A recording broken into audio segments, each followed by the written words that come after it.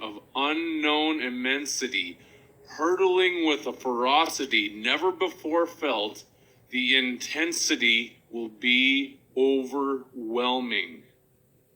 Yet, this is life.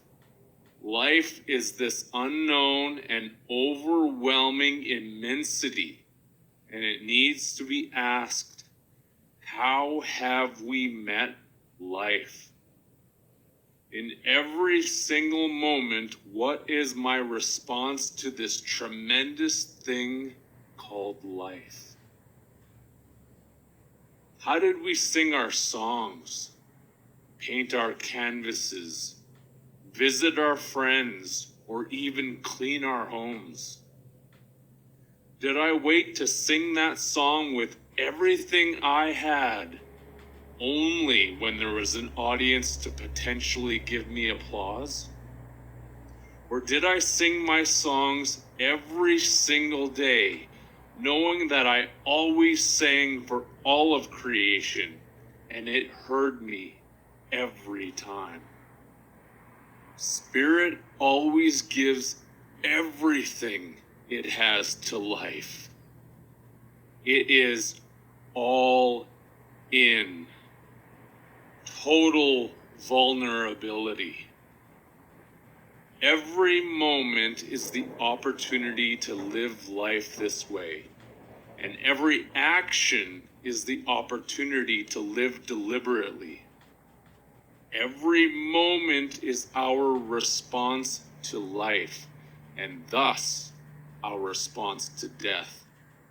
And when that inevitable moment comes, you will hurtle towards it with ferocity of spirit, carrying a far different message that it expects. Death cannot take away my life, because I am life. All in. It cannot take away my freedom, because I am freedom.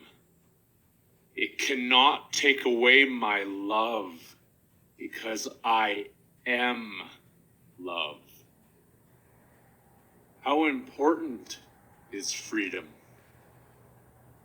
Not the type of freedom written down in statutes or bills of rights, but the freedom of life itself.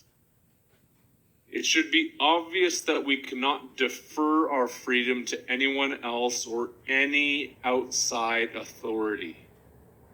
This realm proves the error in doing that, for as soon as it is done, one has lost their freedom, which is turned into a set of benefits and privileges controlled by fictional authorities. One must claim this for themselves and never let it be relinquished. No outside saviors. All in. The freedom of the spirit cannot be deferred, as this also divides it, and there is no longer freedom. One must know it. You must claim it. For too long, everyone has been convinced that they should be ashamed to be alive, truly alive. That you are a sinner on the religious side, or that your life is a nihilistic blip in the grand schematic of the cosmos on the scientific side. Both sides have trained the spirit out of the individual and left us lonely, in despair, feeling lost and incomplete.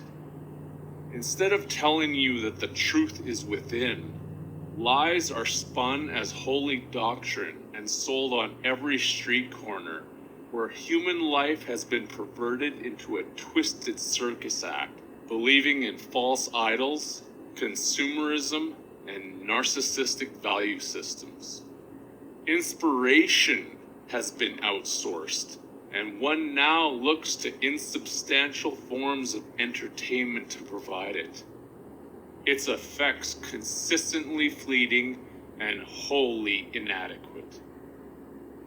This creates a pattern with ever-diminishing returns, much like the drug user is ever chasing the dragon. The route which carries us towards truth, love, and freedom grows from within us and can never be outsourced. The individual must become their own foundation upon which everything is built. All in.